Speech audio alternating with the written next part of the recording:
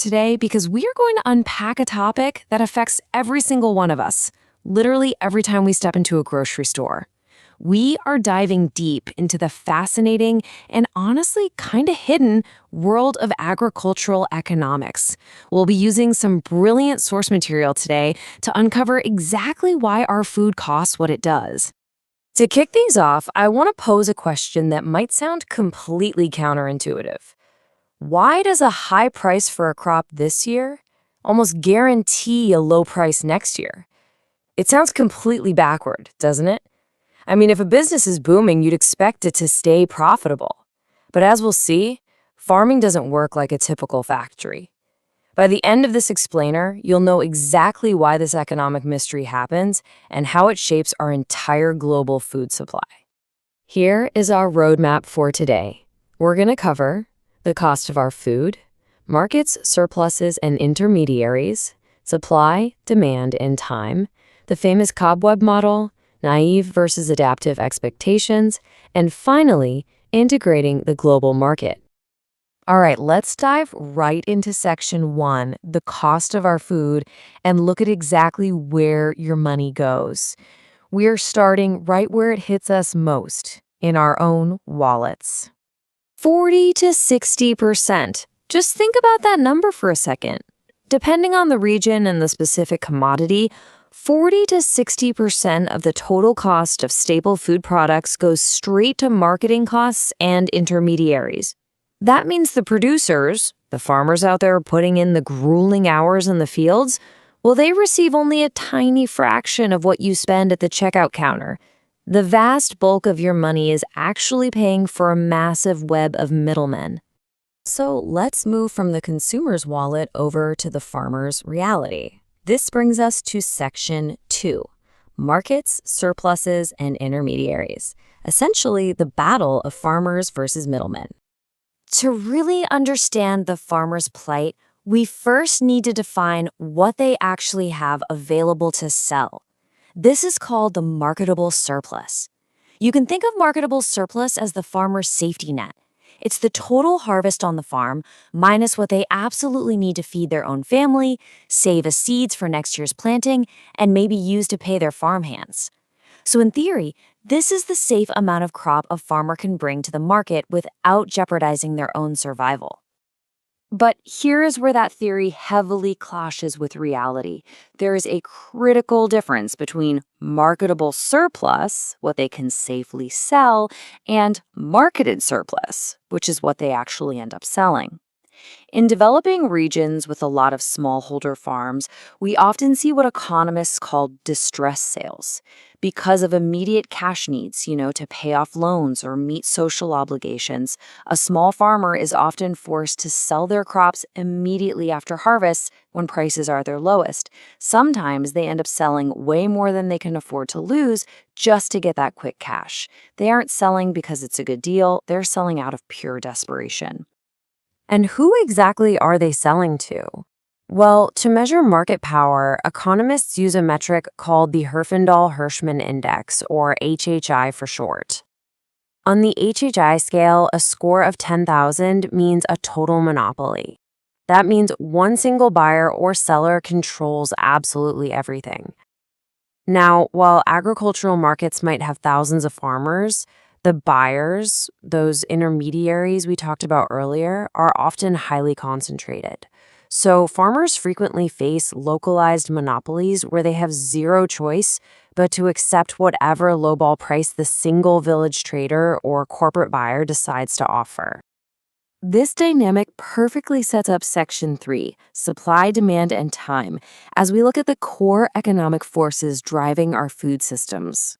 Okay, so the crucial point to grasp here relies on some standard economics. We know consumers buy more at low prices, and producers want to sell more at high prices, right? Where those two desires meet is the equilibrium, or the market price.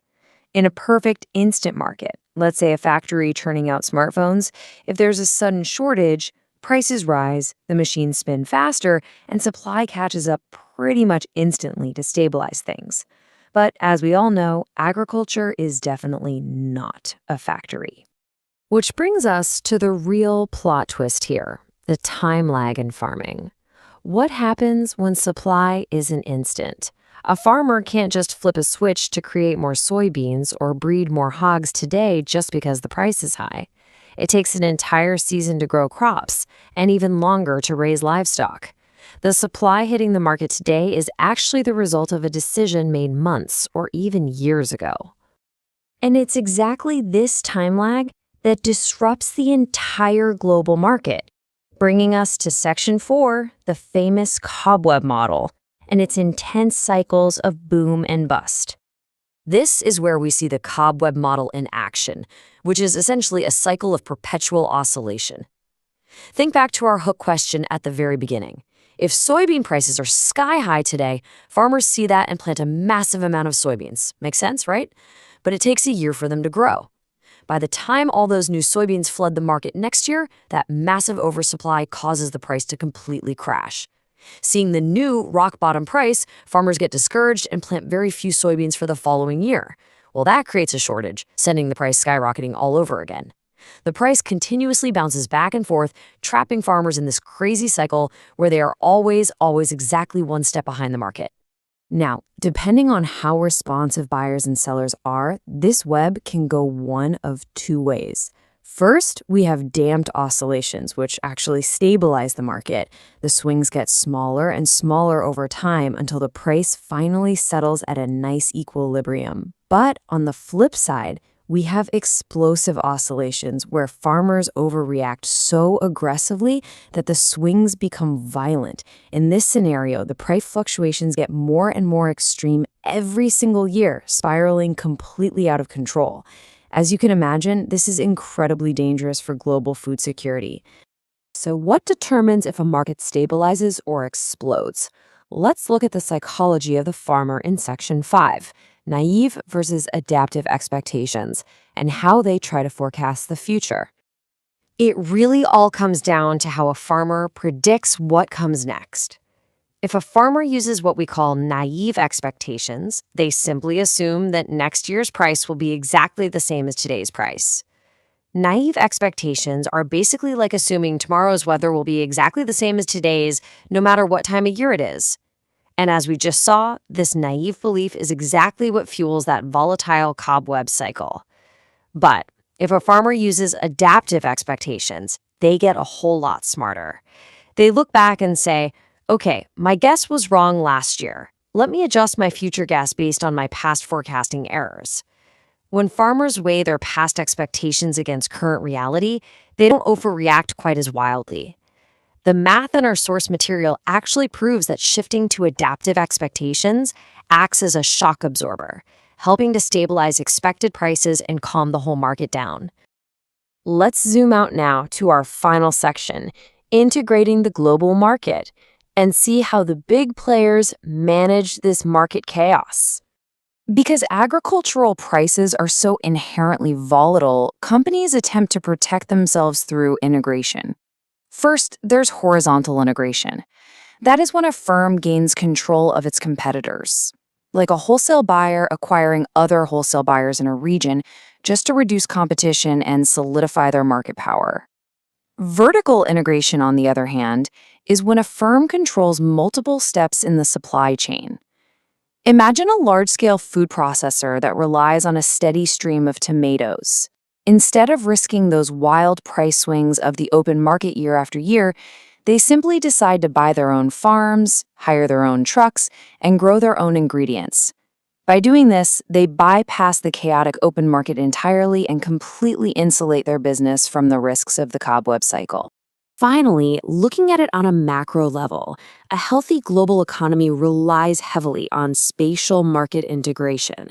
This refers to the speed at which price shocks are transmitted and resolved across different geographic areas. If there's a massive surplus of wheat in one region driving prices down to zero, but a shortage in another region driving prices through the roof, a well-integrated market uses logistics, trade, and transportation to quickly move that surplus over to the deficit area. The faster commodities can flow to exactly where they are needed, the faster prices stabilize for everyone. This is exactly why you can still find affordable bread at your local store, even if there's a localized drought somewhere else in the world. We've covered a ton today: the hidden costs, the intense market structures, the time lags, and the psychology of expectations that literally dictate the food on our plates. But I want to leave you with one final provocative thought. If economists and agricultural giants know exactly how these prices fluctuate, if the math of the Cobweb model is public knowledge, why do millions of producers and consumers globally still get caught in its trap year after year? Thank you so much for joining me for this explainer. I really hope this changes the way you look at the grocery aisle next time you're there.